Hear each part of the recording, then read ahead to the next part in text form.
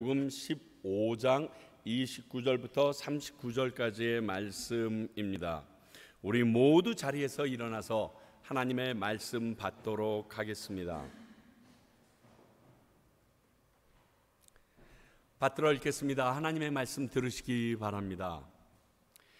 예수께서 거기서 떠나사 갈릴리 호숫가에 이르러 산에 올라가 거기에 앉으시니 큰 무리가 다리 저는 사람과 장애인과 맹인과 말 못하는 사람과 기타 여럿을 데리고 와서 예수의 발 앞에 앉힘에 고쳐주시니 말 못하는 사람이 말하고 장애인이 온전하게 되고 다리 저는 사람이 걸으며 맹인이 보는 것을 무리가 보고 놀랍게 여겨 이스라엘의 하나님께 영광을 돌리니라. 예수께서 제자들을 불러 이르시되 내가 무리를 불쌍히 여기노라. 그들이 나와 함께 있은지 이미 사흘임에 먹을 것이 없도다. 길에서 기진할까 하여 굶겨 보내지 못하겠노라. 제자들이 이르되 광야에 있어 우리가 어디서 이런 무리가 배부를 만큼 떡을 얻으리이까? 예수께서 이르시되 너희에게 떡이 몇 개나 있느냐? 이르되 7개와 작은 생선 2마리가 있나이다 하거늘 예수께서 무리에게 명하사 땅에 앉게 하시고 떡 7개와 그 생선을 가지사 축사하시고 떼어 제자들에게 주시니 제자들이 무리에게 주매 다 배불리 먹고 남은 조각을 7광주리에 차게 거두었으며 먹은 자는 여자와 어린이 외에 4,000명이었더라. 예수께서 무리를 흩어 보내시고 배에 오르사 마가단 지경으로 가시니라. 하나님의 말씀입니다. 자리에 앉아 주시기 바랍니다. 기도하겠습니다. 하나님 아버지, 저희들에게 오늘 이 귀한 말씀 주심에 감사와 찬양과 영광 올려드립니다. 이 말씀이 지금을 살고 있는 우리들에게 분명 필요하기에 또 우리에게 꼭 영향이 있기에 주셨음을 믿습니다. 우리가 이 말씀을 들을 때에 우리 마음에 엠마오로 내려가던 두 제자와 같은 감동이 있게 하시고 예수님의 모습을 찾아낼 수 있는 저희들 되게 하여 주시옵소서. 말씀이 우리 안에 능력으로 바뀌어지는 것은 성령님의 도우심이 없이는 불가능하오니 성령으로 쓰여진 이 말씀이 성령의 도우심으로 말미암아 나의 말씀이 될 수 있도록 이끌어 주시고 말씀을 전하는 부족한 종의 입술에도 오직 주의 말씀만을 향하여 나가는 마음 흩어지지 않게 하여 주시옵소서. 오늘 우리 가운데 말씀하시고 역사하실 살아계신 예수 그리스도의 이름으로 기도하옵나이다. 아멘. 오늘 말씀은 지난주 가나안 여자의 딸을 귀신 쫓아내시고 그 인근 지역에서 일어난 사건으로 앞에 오병이어의 기적과 매우 유사한 칠병이어의 기적을 다루고 있습니다. 먼저는 오병이어와 숫자만 다를 뿐 유사한 이 사건을 왜 복음서에서 또 다루고 있느냐는 것입니다. 왜냐하면 요한 사도에 의하면 그가 마지막 21장에서 요한복음 21장에서 예수님의 공생애의 사건을 만약 책으로 쓴다면 이 세상의 공간에도 담기에 어렵다고 말할 정도로 많은 사건이 있음에도 비슷한 이 사건을 2번이나 반복할 필요가 있었을까 말입니다. 이 칠병의의 기적을 통해서 오늘을 살아가는 우리에게 무슨 말씀을 하시고자 하시는지 그 하나님의 음성을 들어보는 시간 되기를 원합니다. 먼저 오병이어의 기적과 이 칠병이어의 기적은 다르다는 것을 우리가 인지하였으면 좋겠습니다. 이 두 기적은 유사성이 많은 기적으로 원래 하나의 기적이었는데 예수님의 사역을 부풀리기 위하여 2개로 나누었다라고 오해받는 그러한 구절이 오늘 이 칠병이어의 기적 사건입니다. 이 오해를 풀기 위해서는 두 기적 사이의 차이점을 살펴보는 게 우리에게 굉장히 중요합니다. 더불어 앞에서 말한 오병이어와 유사한 이 기적을 왜 성경은 다시 언급했는지도 그 안에서 밝혀질 것이기 때문에 그렇습니다. 먼저는 잘 아시는 것처럼 숫자의 차이입니다. 물고기 떡 5개와 물고기 2마리가 떡 7개와 그리고 물고기 2마리로 바뀌었고, 그리고 5,000명을 먹였고 7,000명을 먹였고, 이 차이가 크기 때문에 이 숫자적인 차이는 눈에 보이는 것으로 확인할 수 있습니다. 이 외에도 다른 점이 있는데 좀 살펴보기를 원합니다. 첫 번째는 지역이 다릅니다. 기적을 베푸신 지역이 다릅니다.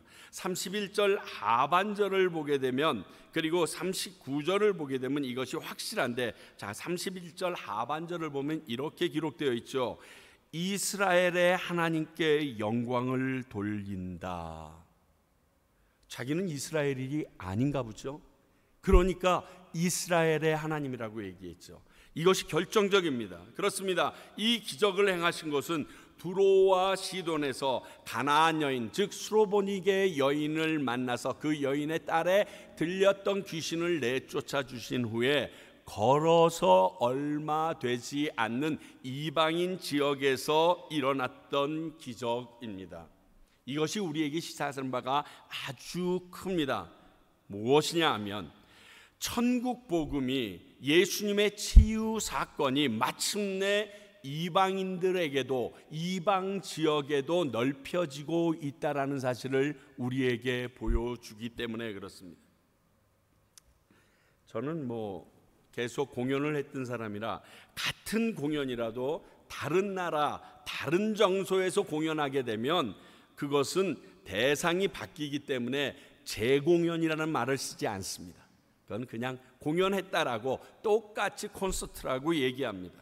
이와 유사하게 같이 보이는 비슷한 기적이지만 다른 장소, 다른 대상을 상대로 행하신 것이기에 이 의미는 다를 수밖에 없습니다. 재미있는 것은 제가 설교를 할 때 1부 설교하고 2부도 설교합니다. 동일한 내용을 하는데 1부 설교할 때 빵 터지는 부분이랑 2부 설교할 때 빵 터지는 부분이 달라요.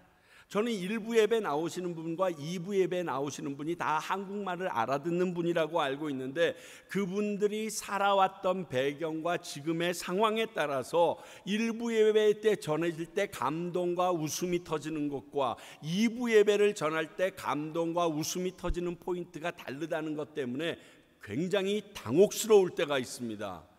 웃으라고 얘기했는데 막 심각하게 우신다든가, 지금 감동받을 타임이야 됐는데 먹먹하게 지나가시는 경우, 이런 경우 같습니다.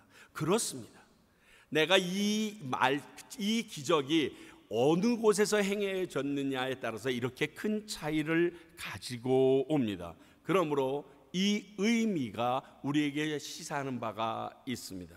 또 하나는 32절을 보니까 이 기적이 일어나도록 제안했던 제안자가 다릅니다. 시작을 이루어냈던 첫 단추가 틀리다는 겁니다.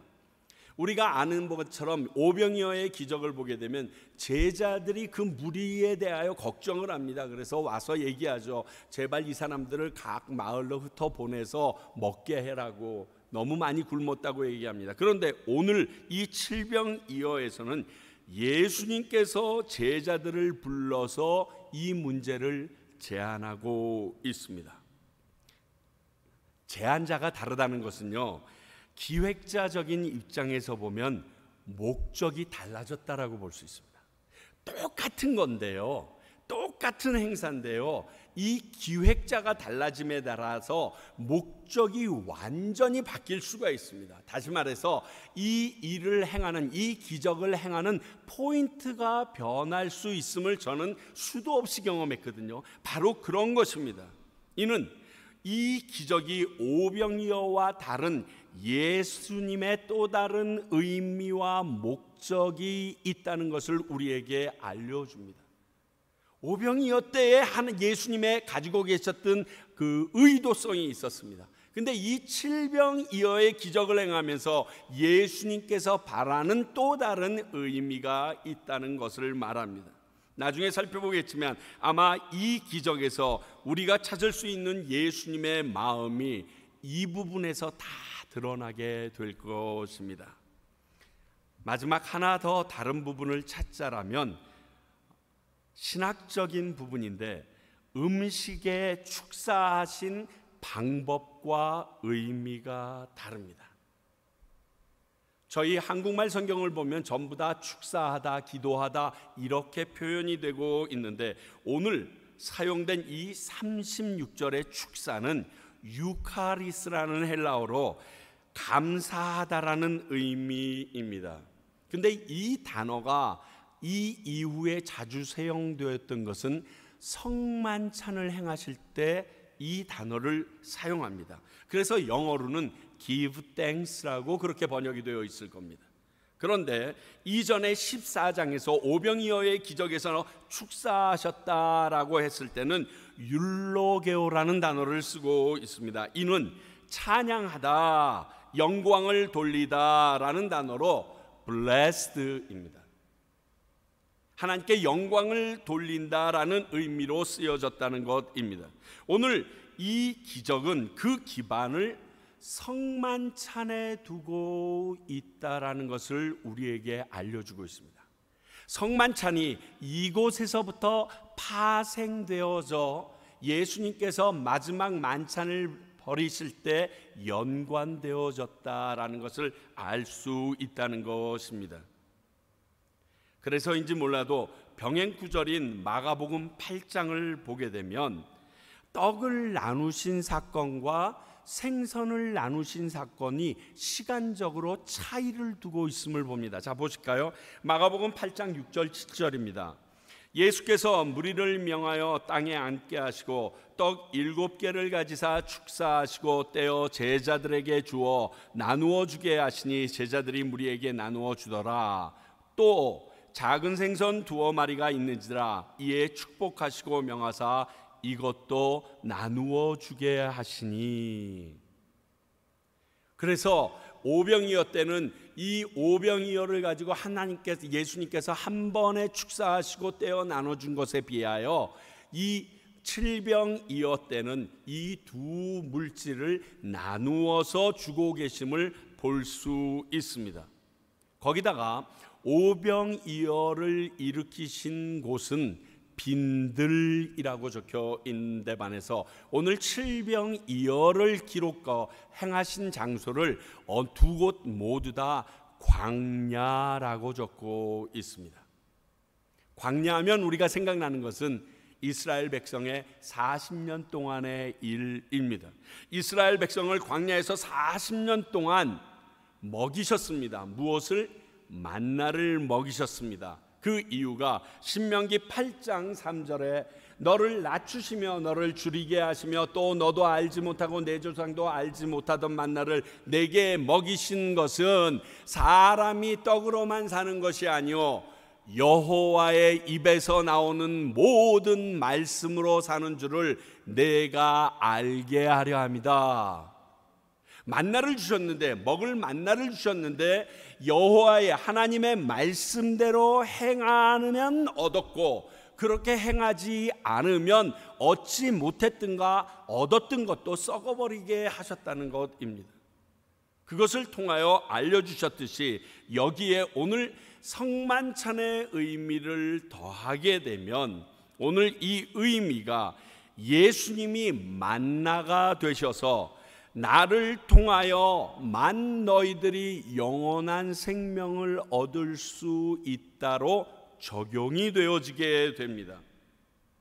그러니까 이상을 통하여서 볼 때 오병이어와 칠병이어 이 사건은 전혀 같은 사건이 아닌 것을 알 수 있습니다. 더불어 오병이어와 다른 예수님의 의도가 이 칠병이어 기적 속에 숨어 있음을 보게 하시는 사건입니다. 과연 무엇을 우리에게 보게 하실까요? 첫 번째는 이방인에게도 임하는 하나님의 나라에 대해서 보게 하십니다. 이 말씀은 이미 앞에서 가나안 여인의 딸을 고침으로 이방인에게 도래했던 사건입니다. 그러나 유대인들의 입장에서는 충격적인 사건입니다. 지옥의 불쏘시개로 벌어질 이방인들이 하나님의 나라를 경험하게 된다고? 이건 충격이에요. 저런 놈이 뭐 이런 거예요. 우리가 생판 무시하던 사람이 갑자기 비행기를 타는데 나는 겨우 비즈니스석, 그것도 그러니까 이코노미석 비싸서 겨우 타는데 그 사람은 퍼스트 클래스에 대접받고 들어가는 걸 볼 때에 그 놀람보다 더 큰 게 바로 이 사건이에요. 아니 저 인간이 뭐 이거예요. 이방인은 구원에서 제외됐다라고 생각했던 유대인들의 입장에서 이루어진 일입니다. 그런데 이방 땅에도 그들이 중요하게 여겼던 구약의 예언이 이루어지고 있었다는 겁니다. 30절과 31절이 바로 그것인데 이것이 어디에서 이루어지고 있었냐? 이사야서 35장 5절 6절의 말씀이 그대로 이루어지고 있었습니다. 우리 한번 볼까요? 그때에 맹인의 눈이 밝을 것이며 못 듣는 사람의 귀가 열릴 것이며 그때에 저는 자는 사슴같이 뛸 것이며 말 못하는 자의 혀는 노래하리니 이는 광야에서 물이 솟겠고 사막에서 시내가 흐를 것임이라. 하나님의 나라가 도래할 때, 다른 말로 얘기하면 메시아가, 하나님이신 메시아가 이 땅에 오게 될 때 우리에게 일어날 일이라는 것을 그들은 기대하면서 이사야서를 보았는데 이방인에게 이 사건이 터져나가는 겁니다. 우리에게, 유대인에게만 주신, 아브라함의 자손에게만 주셨다라고 믿었던 이 사건이 지옥의 불쏘시개 같은 이방인에게도 그대로 이루어지는 것이 오늘 나타난 사건입니다. 그러므로 이 마태는 이 유대인들을 향하여 구약과 연관시키면서 그들에게 충격을 더해주고 있습니다. 이러니 이사야서가 현대 유대인들에게 금서로 지정될 만합니다. 왜?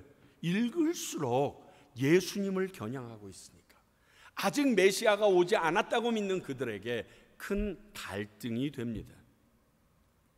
두 번째는 이 이방인도 예수님의 불쌍히 여기심으로 은혜를 입었다는 거예요. 32절, 그것으로 말미암아 예수님께서 칠병이어의 기적을 베푸십니다. 그렇다면 오병이어의 기적을 베푸셨을 때 유대인들을 향해서는 예수님이 어떻게 했는가? 마태복음 14장 14절을 보면 이렇게 기록되어 있습니다.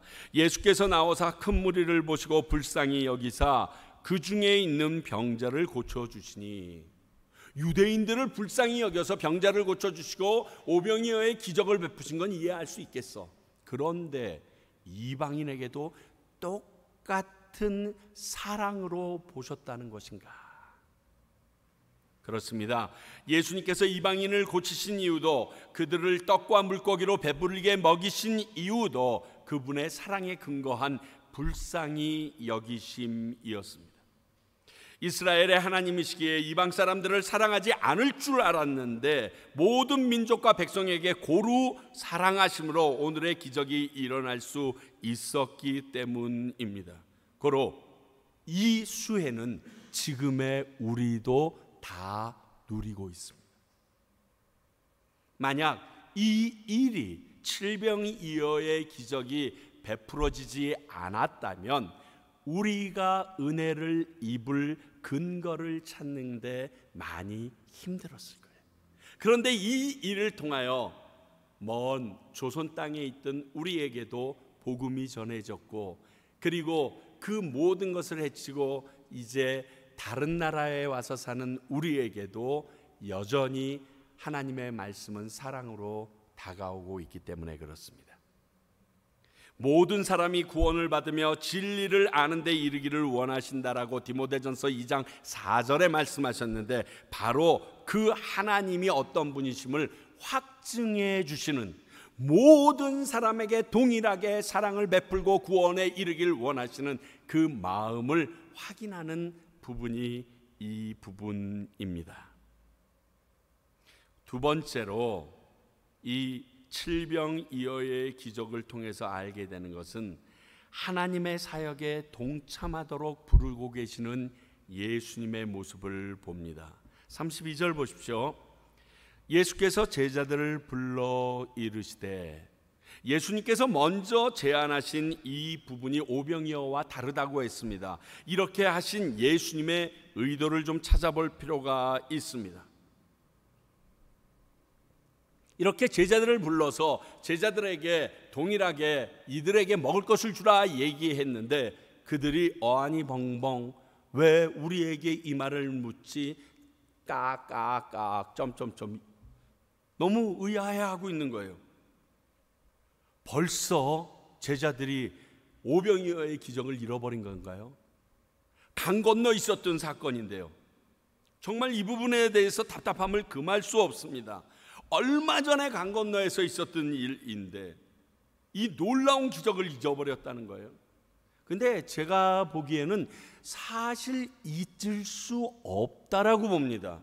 왜냐하면 오병이어의 기적 때문에 지금 강 건너에 이방인 땅까지 와 있습니다. 누구는 몰라도 안드레나 그 과정 가운데 물에 빠졌다가 걸었다 해봤던 베드로는 못 잊을 거예요. 그리고 예수님의 공생의 기간 중에 가장 클라이막스 같이 화려했던 영광을 받았던 부분인데 어떻게 그들이 있겠어요? 아마 두고두고 회자했을 것이 이 오병이어의 기적인데 어떻게 잊었을까요? 왜 거의 같은 환경에서 같은 상황에서 예수님이 제자들에게 물었는데 이거 데자뷰 언젠가 봤던 건데 뭐 이렇게 얘기하지 못하고 이렇게 엉뚱한 소리를 하고 있을까요? 그 첫 번째 이유는요, 아마 이 장소가 이방인 지역의 이방인 대상이었기 때문에 유대인이었던 제자들이 이렇게 망설였을 가능성이 높다는 겁니다. 왜? 예수님도 조금 전에 가나안 여인에게 개라고 칭했는데 그 개들한테도 우리 유대인들에게 베풀어 주셨던 그 엄청난 기적과 음식을 베풀어 주신다고? 이건 아닐 거야. 그러니까 아예 담을 싸버렸을 수가 있습니다. 이게 훨씬 더 큽니다. 아니라면 이런 이유도 될 수 있습니다. 오병이어의 기적은 다시 경험할 수 없는 큰 기적으로 본 거예요. 그 어마어마한 기적을 또 다시 일으키신다고 계속 반복되면 일상이 됩니다. 기적이 아니에요, 더 이상.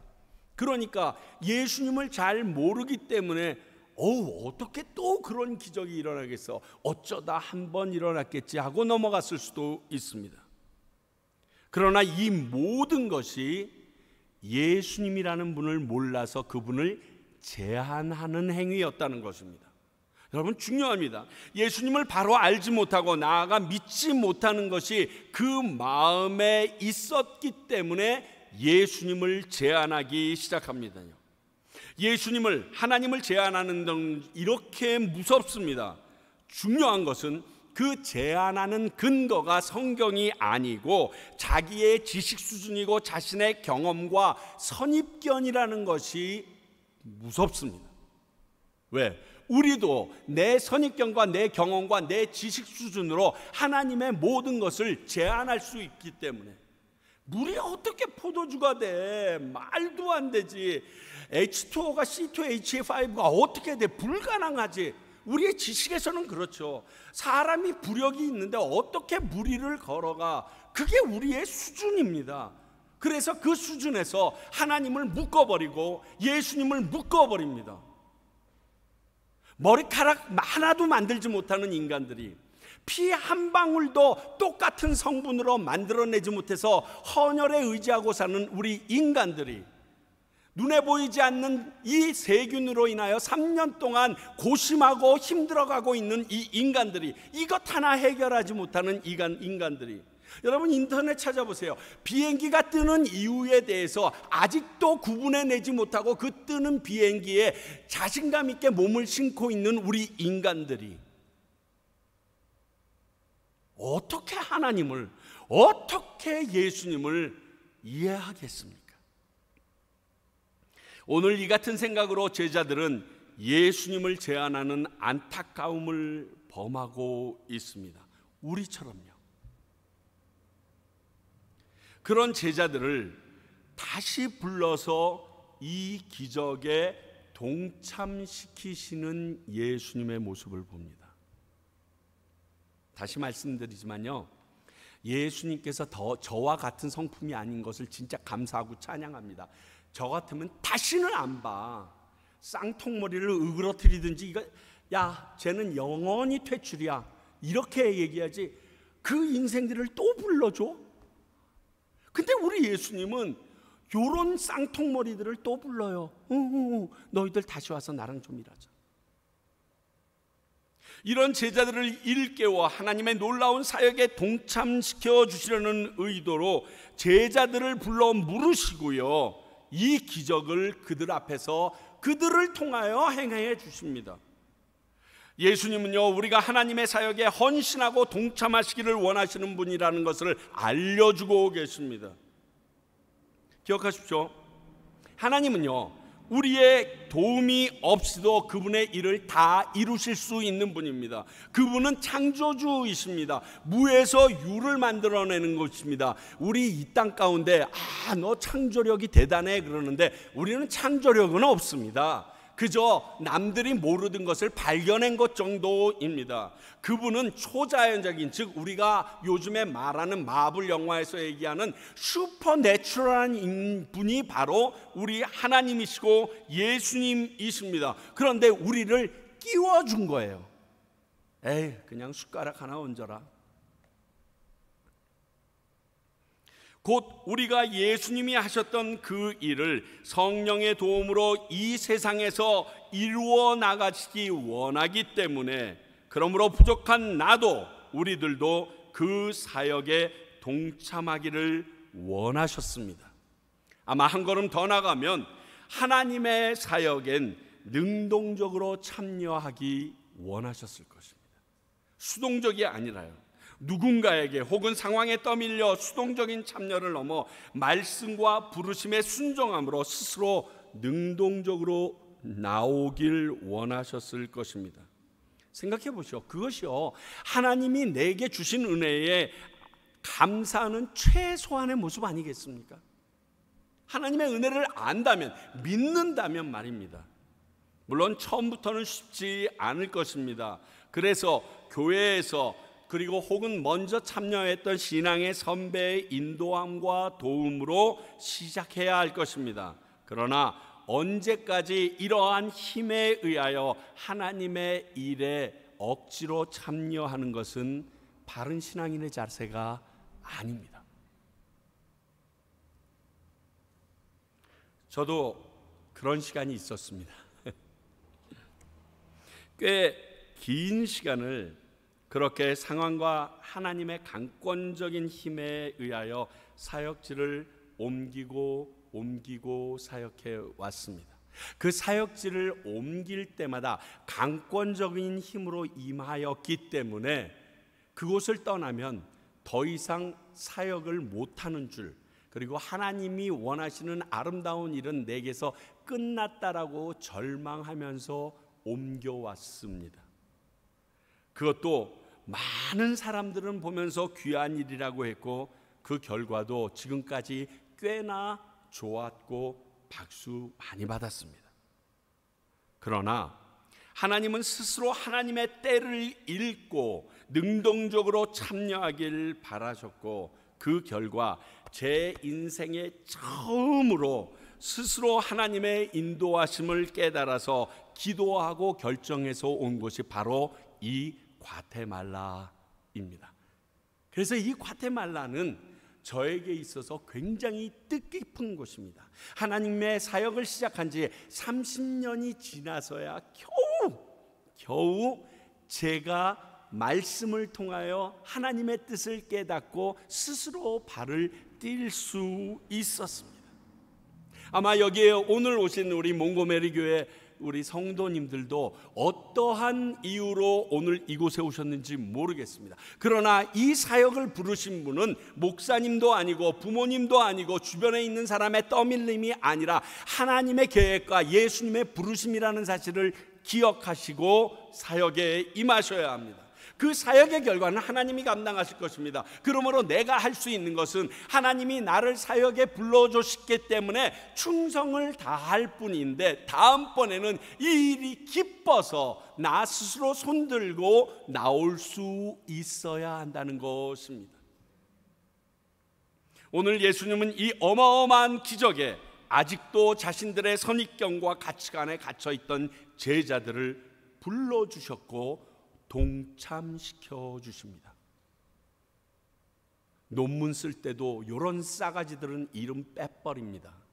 그런데 그렇게 안 하고 이들의 이름을 논문 작성자 제일 앞에 올려주신 겁니다. 마지막으로 오늘 말씀을 통해서 제가 느끼는 가장 좋은 것은 풍성한 하나님의 나라임을 37절, 38절을 통해서 보여줍니다. 제가 가장 좋아하는 단어입니다. 제가 풍성하기 때문에 그런 게 아니라요, 이 풍성하다, 부족함이 없다, 나만 넘치다. 왜냐하면 이 단어를 좋아하는 이유는요, 모든 걱정과 근심을 날려버릴 가장 좋은 상태를 말하는 단어가 이 단어입니다. 많으면요 싸울 필요가 없어요. 다 가지고 가도 남으니까 싸우지 않아도 되고, 그것 때문에 눈 시빨개져 있을 필요가 없습니다. 여유가 있습니다. 하나님은 우리의 필요를 알고 계십니다. 32절에서 그걸 우리에게 확인시켜 주셨습니다. 마태복음 6장 8절에 이렇게 말하고 계십니다. 그러므로 그들을 본받지 말라. 이방인들입니다. 중언부언하는 이방인들입니다. 구하기 전에 너희에게 있어야 할 것을 하나님 너희 아버지께서 아시느니라 하셨습니다. 그리고 여러분이 잘 알고 있는 그 유명한 말씀, 먼저 그의 나라와 의를 구하라는 말씀을 하기 바로 이전에도 이와 동일한 말씀을 하시는데, 마태복음 6장 32절, 이는 다 이방인들이 구하는 것이라 너희 하늘 아버지께서 이 모든 것이 너희에게 있어야 할 줄 아시느니라 말합니다. 이것은 먼저 영적인 부분을 하나님께서는 채워주시겠다라는 약속입니다. 우리는 하나님께서 우리의 필요를 채우신다고 할 때 먼저 떠오르는 게 영적인 부분, 이렇게 생각합니다. 그렇습니다. 당연히 그 영적인 부분을 하나님께서는 다루시고 채워주십니다. 그래서 우리가 아버지에게 하나님께 구하면 그 좋은 것 그래놓고 성령을 주시지 않겠느냐 약속해 주셨습니다. 그런데 그게 전부 다가 아니에요. 난 이래서 우리 하나님이 좋아요. 육적인 부분도 채워주신다니까요. 육적인 부분도. 요한 3서 2절 볼까요? 사랑하는 자여, 내 영혼이 잘됨 같이 내가 범사에 잘되고 강건하기를 내가 간구하노라. 자, 성경 말씀은, 모든 성경은 하나님의 영감으로 된 것입니다. 하나님의 마음이 우리에게 전해진 내용이 바로 이것입니다. 이 말씀을 보면서 기복신앙이라고 치부해 버리기만 해서는 안 된다는 것입니다. 하나님의 말씀인 성경 말씀, 다시 말하면 하나님의 언약이 선포되었습니다. 너희들이 영혼이 가득히 채워졌어, 그것이 풍부해졌어, 그러면 내가 너희들이 이 땅에서 살아갈 육신적인 것도 채워줄게 하는 약속입니다. 오병이어는 물론요, 오늘 칠병이어의 기적에서도 이것이 하나님이 하신 일임을 명확히 확인해 주십니다. 뿐만이 아닙니다. 구약시대부터 행해 오셨던 하나님의 방법이 우리의 육신까지 채워주시는 방법이었습니다. 엘리야가 사르밧 과부와 그 아들을 만납니다. 그리고 그들이 더 이상 먹을 것이 없었지만 가뭄이 든 3년 동안 끊임이 없는 기름과 밀가루로 그들을 먹이시고 채우셨습니다. 뿐만이 아닙니다. 그의 제사 엘리사가 사도 아내가 그 모든 빚을 지고 아들까지 팔 위기에 처했었을 때 넘치는 기름으로 이 모든 것을 해결할 수 있도록 이 땅에서도 살 수 있는 방법을 하나님은 엘리사를 통해서 열어주셨습니다. 여러분, 세상에서 필요한 것을 구하는 것이 죄나 하나님 앞에 불충이 아닙니다. 문제는 그것만을 위해서 하나님을 찾는 게 문제지, 이것은 잘못이 아닙니다. 하나님의 약속을 확인하는 길입니다. 그러므로 자신 있게 구하십시오. 맨날 다고다고만 하는 거, 그게 문제죠. 근데 솔직히 얘기합시다. 하나님 앞에 달랠 거밖에 더 있습니까? 뭐 주실 게 있어요? 저 외삼촌 한 분이 살고 계십니다. 한국에 2대밖에 없는 자동차를 모시는 분입니다. 자동차 한 대가 아파트값보다 비쌉니다. 그 차가 지나가면 한국의 모든 차가 다 비킵니다. 근데 그 삼촌한테 갈 때마다 저와 저희 아내의 고민이 있습니다. 뭘 선물하지? 선물할 게 없어요, 그 삼촌한테는. 그래서 가면 매번 해드리는 것이 기도하고 예배 드리는 것밖에 없어요. 왜? 그분이 못하는 건 이거밖에 없으니까. 아니, 속옷까지 맞춰서 입으시는 분한테 뭘 해드리겠어요, 내가? 똑같아요. 여러분 착각하지 마세요. 내가 하나님께 뭘 해드려요? 아이고, 그분이 뭐가 없어서,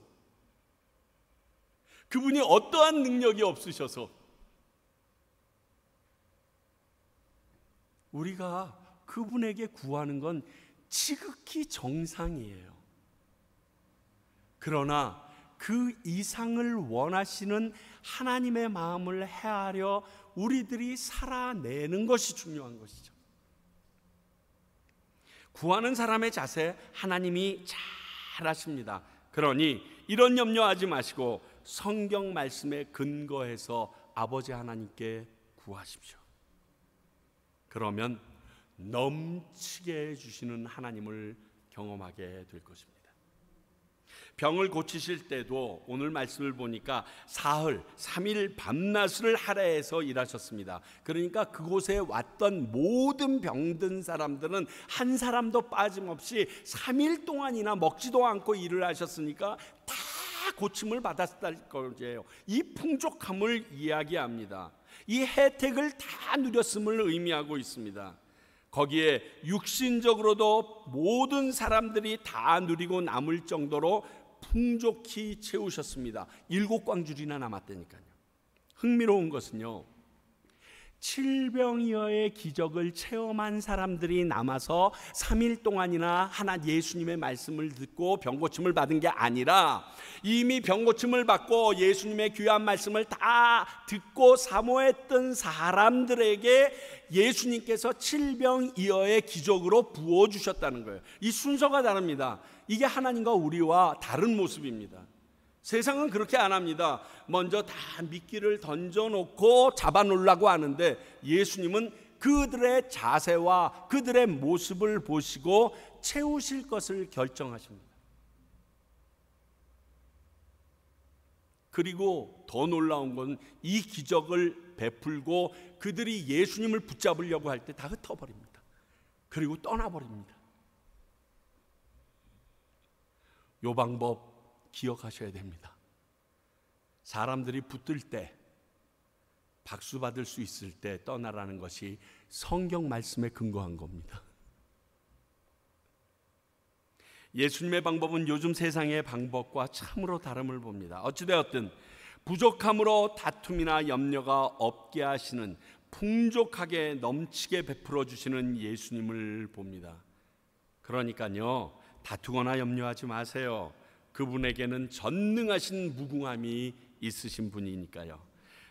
만약 내가 누리지 못했다는 것은 내 탓이지 하나님이 부족하거나 짜기 때문에 일어난 일이 아닙니다. 자, 이런 이유로 오늘 복음서의 오병이어 기적에 연이어 칠병이어의 기적을 행하셨고 우리에게 이 일을 전해주고 계십니다. 성경은 이같이 가벼이 여기거나 버릴 말씀이 전혀 없는 온전한 하나님의 말씀입니다. 그러니 우리는 하나님의 말씀 앞에서 이런저런 쓸데없는 생각 버리고요, 말씀을 받은 우리는 이 말씀의 언약을 믿고 지켜서 순종하기 위하여 최선을 다하기만 하면 됩니다. 자, 오늘 칠병이어의 기적을 통해서 예수님이 어떤 분이신지 이렇게 알려주고 있습니다. 그분은 우리를 치유하시고 고치시는 분입니다. 회복시켜 주시는 분입니다. 두 번째, 그분은 사랑과 긍휼이 풍족하신 분입니다. 세 번째, 그분은 우리의 필요를 채워주시는 분이셨습니다. 마지막으로 이 모든 일을 베풀 때 모든 사람에게 차별이 없이 행하시는 분입니다. 그러니 나도 이 혜택을 누릴 수 있습니다. 사랑하는 성도 여러분, 이 예수님의 마음을 본받아 살기 원하는, 그리고 그 예수님의 부르심에 응답하는 저와 여러분이 되시기 바랍니다. 기도하겠습니다. 하나님 아버지, 오늘 이 귀한 말씀을 통하여 저희를 부르시고 또 말씀하시며 저희들이 깨우쳐 나가도록 해주심에 감사합니다.